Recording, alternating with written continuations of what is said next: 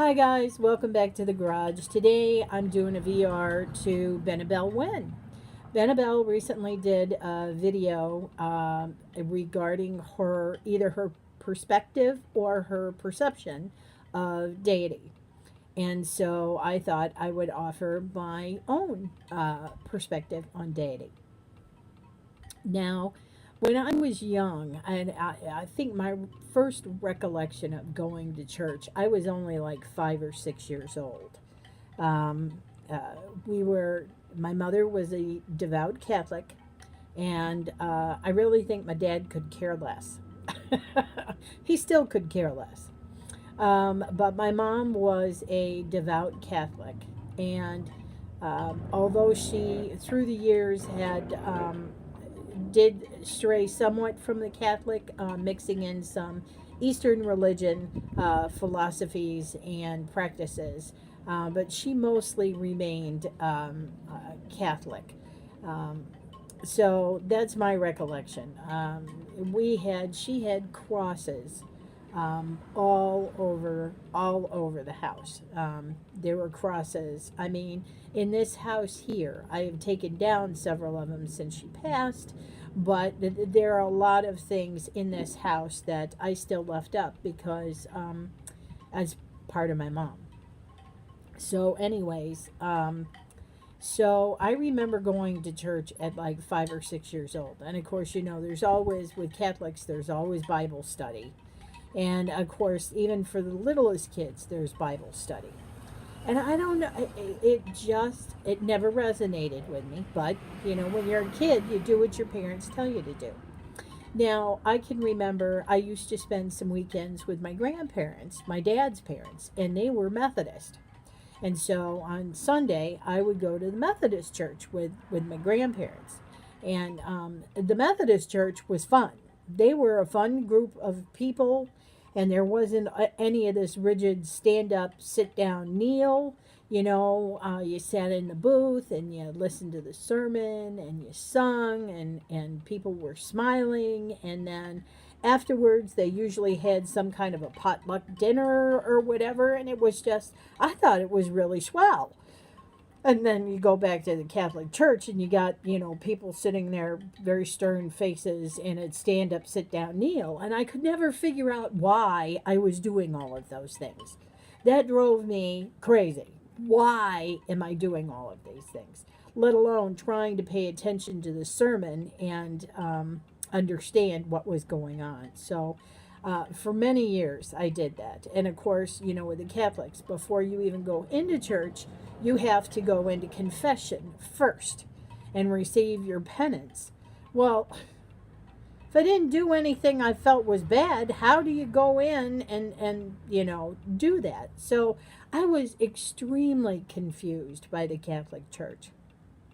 I never enjoyed going to church. I felt um, out of place, and these again are internal feelings. This is not my thought process. I really wasn't thinking much, I don't think, between the ages of, say, 5 and 9 or 10 about what was actually being said in the pulpit at the time. I just knew that the feeling of church was extremely uncomfortable for me. And that continued to grow. Now I got older, and as you all know, Catholics do communion, first communion, and I did first communion, but again, I was still, I don't know, through the courses and through the pulpit. Even now, I think to myself, how much of that did I really pay attention to? And when I was in church, I don't really think I listened too much to what the sermons were. I know I used to read the Bible with my grandmother, but really did not understand the connection. I did not get the connection about deity until I was probably 15 or 16. And at that age is when the Catholic Church has you do confirmation. They confirm you as a Catholic. And at that point, I put my foot down with my mom and I said, I'm not doing this. I can't do it. I just can't. I know you want me to. I know you're going to be embarrassed at the church. I know, but I just can't do it. And I got so lucky that my mother agreed and she did not force me. Now, little did I know then what I know now, which is that my family, my mother's side, is a long line of mediums, psychics, and visionaries. And this is a side that my mother never wanted to accept, never wanted to see, use, anything. Although she did little bits time and again, but still would not admit to it. And I think at that point, she saw the spiritual nature of me because I was so adamant that I could not do this church thing anymore. And from that point on, she never made me go back to church either. I didn't go to the Methodist church either. So I searched for religion, going to all different churches with my friends, but I never really found that connection. And it wasn't until I was about 18 and I left home and I moved in with my grandmother, my mom's mom, out here in California. And for the first time in my life, I felt at home. Because all the things I had known and done for myself growing up was completely acceptable out here. I wasn't a weirdo anymore. I was the kind of kid that saw, well, not necessarily saw, but felt energy in everything. I mean, literally, my stuffed animals, all my stuffed animals have had souls. And at one point, I had over 200 stuffed animals, and I had to pare down, and it tore me apart to have to, part with some of those because I knew nobody would treat them the way I had. Nobody would feel about them the way I feel. And the stuffed animals that I have to this day, that's how I feel. They are, to me, living, breathing, animate, although inanimate, objects. And I treat them just like they're people. To me, everything has that energy about it. And I think my mom kind of instilled that in me without really knowing that's what she did, because she always taught me to take care of my things. So my stuff always lasted way longer than anybody else's in the neighborhood because I took very good care of it. I took it seriously that this was a nice thing to have and I should care for it as such. And therefore that just flowed out of me to everything in my life.